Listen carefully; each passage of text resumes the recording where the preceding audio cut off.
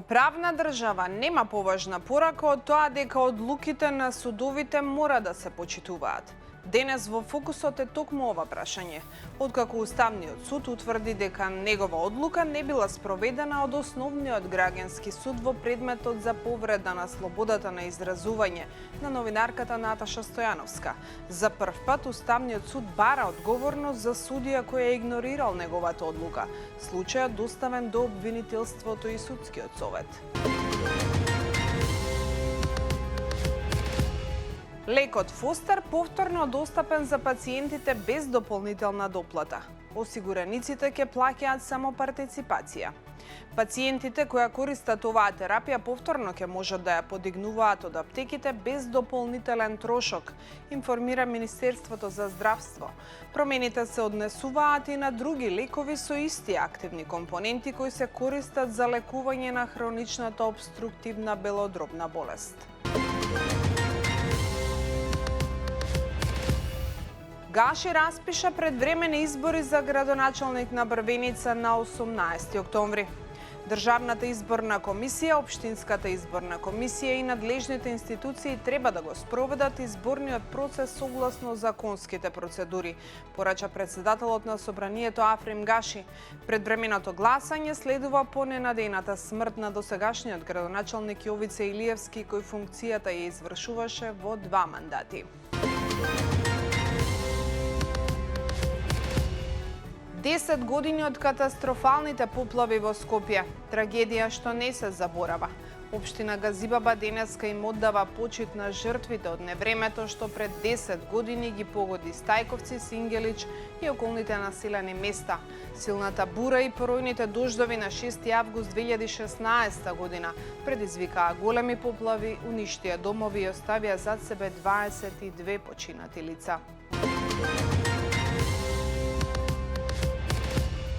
Само еден активен пожар во земјава, 20 се целосно изгаснати. Состојбата со огнените жаришта стабилизирана. Од вкупно 23 регистрирани пожари на отворен простор активен останува само пожарот кај селото Грешница во Македонски Брод, информира Центарот за управување со кризи. 2 жаришта се ставени под контрола, а останатите се изгаснати по интервенциите на надлежните служби.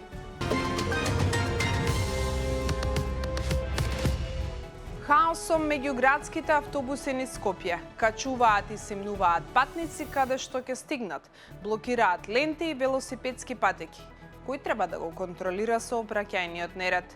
Колешката Ана Анастасовска во својата колумна денеска пишува за проблемот со меѓуградските автобуси кои, според сведоштва на граѓани, застануваат надвор од предвидените стојалишта и создаваат хаос во сообраќајот.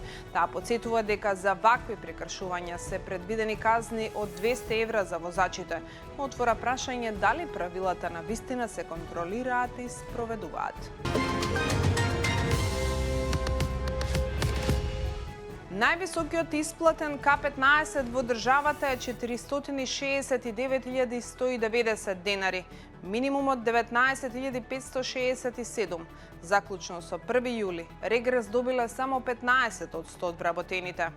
Податоците на Управата за јавни приходи покажуваат големи разлики во исплатата на регресот за годишен одмор, од просечни 28.562 денари до највисоки 469.190 денари. Заклучно со 1 јули, К15 добиле 91.877 вработени, додека работодавачите во приватниот сектор треба да исплатат најмалку 19.567 денари, освен во случаи предвидени со колективниот договор. Пазарот на недвижности се менува. Никој не бара голем стан. Гарсониерите и монтажните куќи се новиот хит. Купувачите бараат поевтини и поисплатливи решенија. Агенциите за недвижности велат дека купувачите денес повеќе ја пресметуваат месечната рата и трошоците, а не само бројот на квадратни метри, поради што расте интересот за помали станови и монтажни домови. Промените на пазарот ги потврдуваат и бројките од катастарот. Во вториот квартал купопродажбите пораснале за 20,2%, а најголем интерес и понатаму има за становите.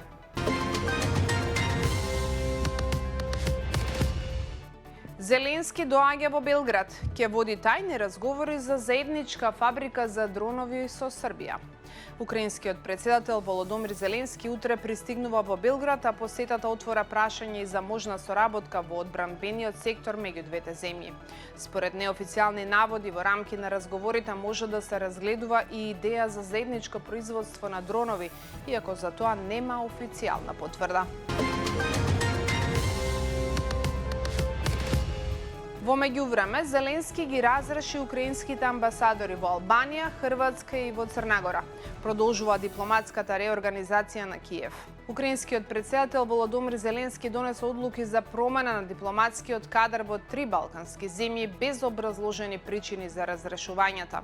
Неколку дена претходно беше сменета и амбасадорката во САД Олга Стефанишина, која потоа се најде во фокусот на антикорупцијската истрага.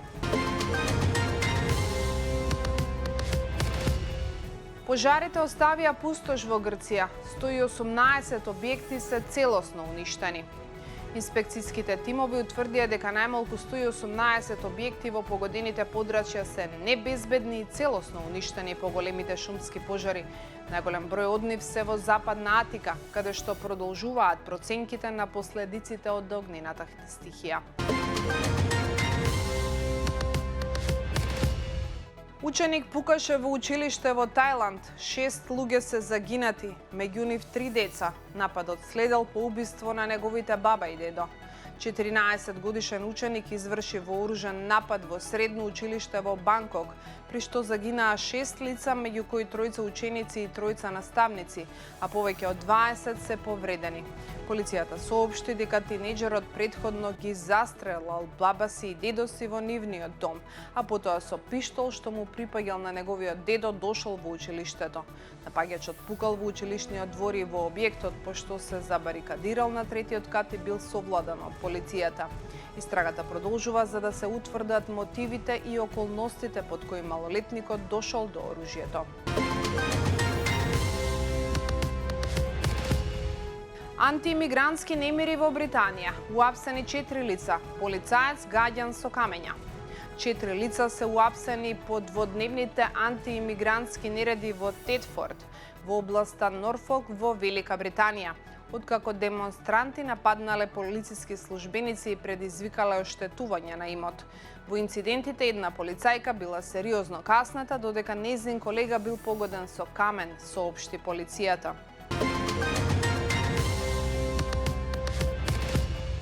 Трамп сака да го забрани породилниот туризам. Потпиша 2 наредби за ограничување на државјанството. Американскиот председател Доналд Трамп повторно се обидува да го ограничи автоматското стекнување американско државјанство по раѓање, откако потпиша 2 извршни наредби насочени кон практиката позната како породилен туризам и кон одредени категории деца родени во САД.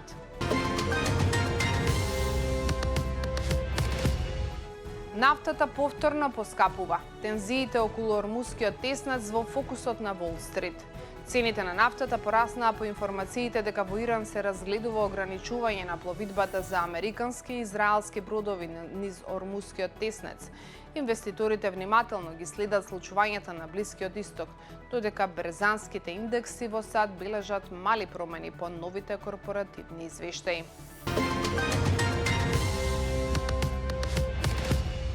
Мета мора да плати речиси 500 милиони евра казна. Американски суд одлучи дека е штетна за младите. Наложени нови ограничувања за тинејџерите. Судот во Ново Мексико ја прогласи компанијата одговорна, бидејќи не ја предупредила јавноста за ризиците што нејзините платформи ги носат на децата. Покрај казната, Мета доби обврски за бришење податоци од детски профили и ограничување на одредени функции за малолетници. Толку за денес. За се друго се читаме на slobodnpečat.mk. До гледање.